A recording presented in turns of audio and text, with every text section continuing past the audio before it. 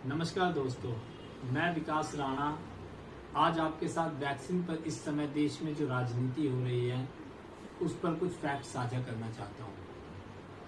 आजकल कांग्रेस, आम आदमी पार्टी समेत कई राजनीतिक दल एक फोटो सोशल मीडिया समेत हर जगह वायरल कर रहे हैं जिस पर लिखा है कि मोदी जी आपने हमारे बच्चों की वैक्सीन को विदेश क्यों भेज दिया। तो पहली बात, भारत में दो वैक्सीन है, एक भारत बायोटेक की कोवैक्सीन और दूसरी सीरम इंस्टीट्यूट ऑफ इंडिया की कोविशील्ड। तो जो भारत बायोटेक की कोवैक्सीन है वो पूरी तरह से भारतीय वैक्सीन है, जबकि कोविशील्ड इंग्लैंड की मशहूर कंपनी ऑक्सफोर्ड एस्ट्राजेनेका की वैक्सीन है जिसने सीरम इंस्टीट्यूट ऑफ इंडिया को एस्ट्राजेनेका ने लाइसेंस दिया और अब सीरम इंस्टीट्यूट ऑफ इंडिया इस वैक्सीन का निर्माण कर रहा है। अब बात आती है जो विदेशों को तकरीबन 6.5 करोड़ वैक्सीन दी गई है, वो क्यों? 139 करोड़ की आबादी वाले इतने बड़े देश में जब अपने नागरिकों को वैक्सीन नहीं लगी तो विदेशों में क्यों वैक्सीन दी? आज आपके सामने इसका लेखा जोखा पेश है। पहली बात, मदद। भारत ने अपने 7 पड़ोसी देशों की थोड़ी मदद की क्योंकि ये हमारे संस्कार है। हम अपने पड़ोसियों की हेल्प की।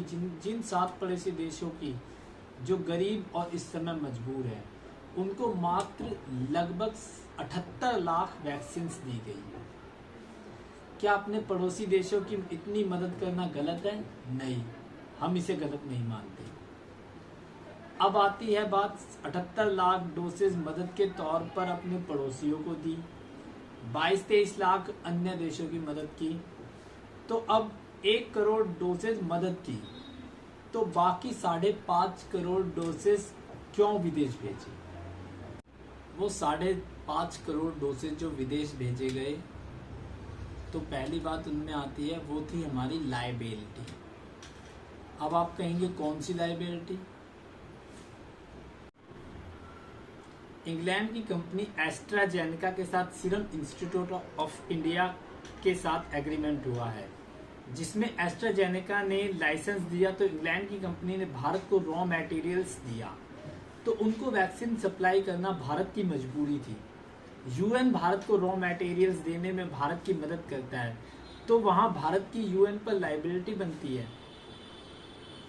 तो यह भ्रम मत फैलाओ कि भारत ने विदेशों को वैक्सीन भेज दी और अपने देशवासियों की भारत सरकार को कोई चिंता नहीं है। देश में युद्ध स्तर पर वैक्सीन का निर्माण हो रहा है और लोगों को वैक्सीन बड़े स्तर पर लग रही है। अब मैं आपको एक तस्वीर दिखाना चाहता हूं जिसमें प्रधानमंत्री श्री नरेंद्र मोदी जी को बदनाम करने के लिए आम आदमी पार्टी ने अपने फेसबुक और ट्विटर पर शेयर की। इसमें दिखाया गया है कि किस देश में कितने % व्यक्तियों को वैक्सीन लग चुकी है। जैसे ब्रिटेन में 54%, अमेरिका में 47%, जर्मनी में 37%, फ्रांस में 29% और भारत में मात्र 10%। ये बेहद घिनौनी राजनीति है।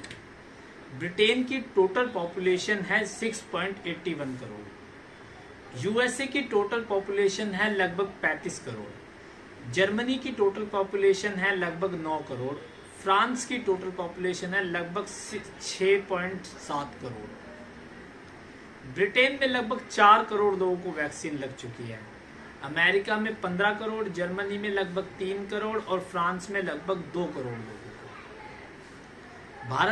भारत में लगभग 19 करोड़ लोगों को वैक्सीन लग चुकी है। तो ये घिनौनी राजनीति नहीं तो क्या है?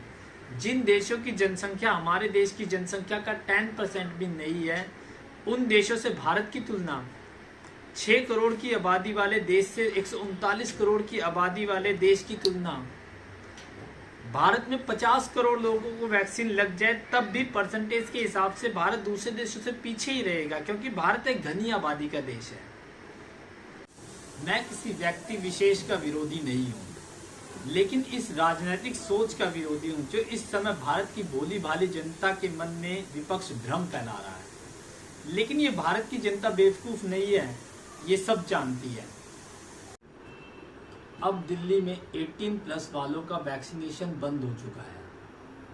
जिसका पूरा ठीकरा दिल्ली सरकार ने केंद्र सरकार के सिर पर फोड़ दिया। जबकि आज मैं आपको बताता हूं, केंद्र सरकार हर भारतीय राज्य को 50% वैक्सीन फ्री दे रही है और 50% हर राज्य को खरीदनी है। तो दिल्ली में बैठी केजरीवाल सरकार ने आज तक एक वैक्सीन का ऑर्डर नहीं दिया है। तो यह वैक्सीनेशन बंद होना किसकी जिम्मेदारी है? जिस विपक्ष ने पहले भारत की वैक्सीन का विरोध किया, वैक्सीन के बारे में भ्रम फैलाया, अब उनको वैक्सीन खुद भी सबसे पहले लगवानी है और वैक्सीन का विरोध भी करना है और वैक्सीन के बारे में भ्रम भी फैलाना है। लेकिन भारत की जनता सब जानती है, विपक्ष वालों, आपकी ये घटिया राजनीति अब चलने वाली नहीं है। बाकी आप तो जानते ही हो कि कैसे कोरोना काल में ऑक्सीजन और अन्य जरूरी सामान की कालाबाजारी तक की इन नेताओं ने। हरे कृष्ण, जय श्री राम।